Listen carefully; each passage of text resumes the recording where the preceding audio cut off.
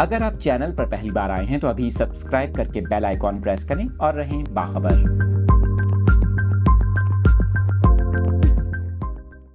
تفصیلات شیئر کر رہے ہیں اپنے ناظرین کے ساتھ۔ اس اہم خبر سے متعلق آپ کو بتائیں، کراچی کی فرنیچر مارکیٹ میں آگ لگ گئی۔ آپ کو اس اہم خبر سے متعلق اپڈیٹ کر رہے ہیں۔ کراچی کی غریب آباد فرنیچر مارکیٹ میں آتش زدگی کا واقعہ پیش آیا، جس کے نتیجے میں درجنوں دکانیں جل گئیں۔